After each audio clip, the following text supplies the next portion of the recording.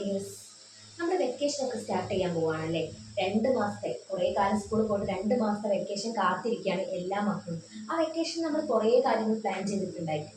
Family മെമ്പേഴ്സിൻ്റെ ഒപ്പം പോയി നിൽക്കണം, അല്ലെങ്കിൽ ട്രിപ്പ് പോകണം, കുട്ടികളുടെ അല്ലെങ്കിൽ ഫ്രണ്ട്സിൻ്റെ ഒപ്പം കുറേ ഗെയിം കളിക്കണം, അങ്ങനെ കുറേ കാര്യങ്ങൾ നമ്മൾ പ്ലാൻ ചെയ്തിട്ടുണ്ട്. ആ കുറേ കാര്യങ്ങളുടെ ഇടയിലൂടെ നമുക്ക് കുറച്ച് കാര്യങ്ങൾ പഠിച്ചാലോ?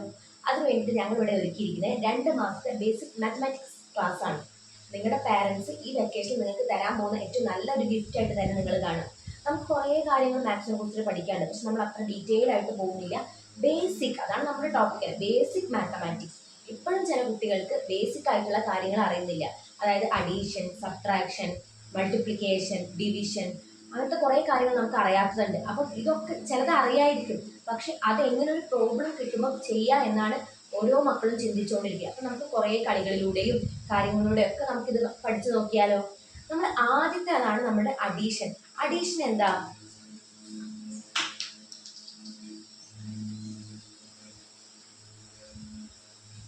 അഡീഷൻ അല്ലെങ്കിൽ സങ്കലനം. അതിന്റെ ചിഹ്നം എല്ലാ മക്കൾക്കും അറിയുന്നതാണ് അല്ലേ? ഇങ്ങനൊരു ചിഹ്നം, ഇതെന്താ നിങ്ങൾ പറയാറ്? കൂട്ട, പ്ലസ്, ഇങ്ങനത്തെ ഒരു സിമ്പിൾ ഇട്ടാണ്. ഈ സിമ്പിൾ അറിയാത്ത ആരും ഉണ്ടാവില്ല, ഇല്ലല്ലോ. ഈ സിമ്പിൾ വെച്ചിട്ട് നമ്മൾ കുറച്ച് കാര്യങ്ങൾ പഠിക്കാൻ പോവാണ്. അതായത് ഏതൊക്കെ നമ്പേഴ്സ് തന്നു കഴിഞ്ഞാൽ എങ്ങനെയൊക്കെ ആഡ് ചെയ്യാം, അല്ലെങ്കിൽ ഒരു ചോദ്യം കണ്ടു കഴിഞ്ഞാൽ ഈ ചിഹ്നമാണ് അല്ലെങ്കിൽ ഈ ഒരു പ്രക്രിയയാണ് അവിടെ ചെയ്യേണ്ടതെന്നുള്ളത് നമ്മൾ മനസ്സിലാക്കാൻ പോവാണ്. സങ്കലനത്തിന്റെ സിമ്പിൾ അറിയാതെ നിങ്ങൾക്ക് ഇതാണ് ഇതിന്റെ സിമ്പിൾ. ഇതിനൊരിക്കലും മറന്നു പോകില്ലല്ലോ. നമ്മൾ കളിക്കാൻ പോകുന്ന സമയത്ത് കുട്ടികളായിട്ട് നമ്മൾ ക്രോസ് എന്ന് പറയാറില്ലേ? ആ ക്രോസ് നമ്മൾ ഇങ്ങനെ വെച്ച് നോക്കാം. അപ്പൊ എന്തായി? അത് അഡീഷനായി. ഓക്കെ, കൂട്ടുക. 2 കൂട്ടുകൾ തമ്മിൽ കൂട്ടാൻ വേണ്ടിയിട്ട് നമ്മൾ ഇങ്ങനെ യൂസ് ചെയ്യാറില്ലേ? അപ്പൊ അതാണ്. ഇനി ഇതിന്റെ വെച്ചിട്ടുള്ള നമുക്ക് കുറച്ച് പ്രോബ്ലംസ് ചെയ്ത് നോക്കാം. ഏറ്റവും സിമ്പിൾ ആയിട്ട് നമ്പേഴ്സ് തമ്മിൽ എങ്ങനെ കൂട്ടാം, പിന്നെ നമ്പേഴ്സ് കഴിഞ്ഞിട്ട് ഒരു വഴിക്കണക്ക്, ഒരു പ്രോബ്ലം തരുന്ന സമയത്ത് അതിലെങ്ങനെയാണ് അതിന്റെ പ്രക്രിയ ചെയ്യാന്നും കൂടെ നോക്കാം. അപ്പൊ നമുക്ക് കൂട്ടാനുള്ളത് 4+3 ആണ് അല്ലേ? എന്താണ് 4+3? നിങ്ങളുടെ കയ്യിൽ 4 കൊമ്പുണ്ട് അല്ലെങ്കിൽ 4 വടിക്കഷ്ണം ഉണ്ടല്ലോ. ഇത് 3 വടിക്കഷ്ണം ഉണ്ടല്ലോ. ഇത് നമ്മൾ ജസ്റ്റ് കൂട്ടിയാൽ പോരെ? എത്രയാ? 1, 2, 3, 4, 5, 6, 7. അപ്പോൾ 4+3 =7. ഓക്കെ ആണല്ലേ? ഇതൊക്കെ നമ്മൾ ഒറ്റ സംഖ്യകളാണ്, ഒരു സംഖ്യയിലിടും. ഈ 2 സംഖ്യകൾ വരുമ്പോൾ അതിനനുസരിച്ച് കാര്യങ്ങൾ മാറും. ഇനിയിപ്പോൾ നമ്മൾ നോക്കാം.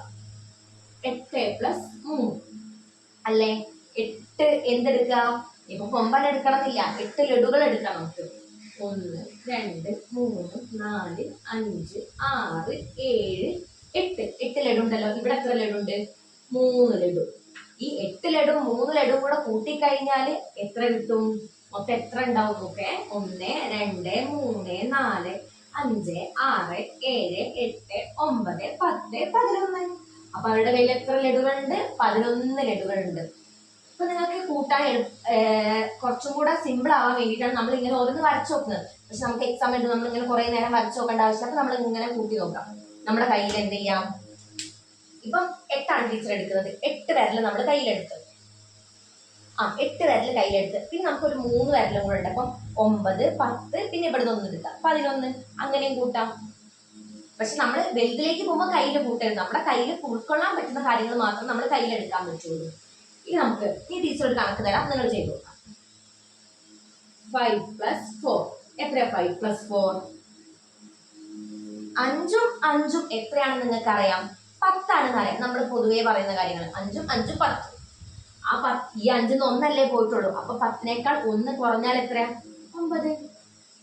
അപ്പൊ 5+4 =9. അല്ലെങ്കിൽ നമുക്ക് നേരത്തെ വരച്ച പോലെ സ്റ്റാർ ആക്കാം.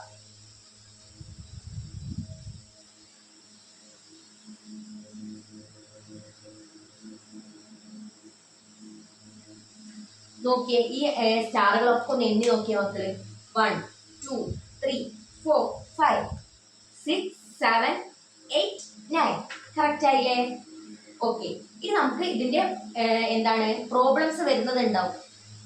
ഒരാൾ ഇത്ര കടയിൽ പോയിട്ട് ഇത്ര സാധനങ്ങൾ വാങ്ങി, അല്ലെങ്കിൽ ഇത്ര ആൾക്ക് കൊടുത്തു, അങ്ങനെ ഇത്ര എന്ന് പറഞ്ഞ് വരുന്ന കുറച്ച് കാര്യങ്ങളുണ്ട്. അതാണ് നമ്മൾ എന്ത് ചെയ്യുന്നത്? വഴിക്കണക്ക് എന്നൊക്കെ പറയുന്നത്. അപ്പം അതിന്റെ കുറച്ച് കാര്യങ്ങൾ നമുക്ക് അടുത്ത ക്ലാസ്സിൽ പഠിക്കാം. അതുവരേക്കും ബൈ.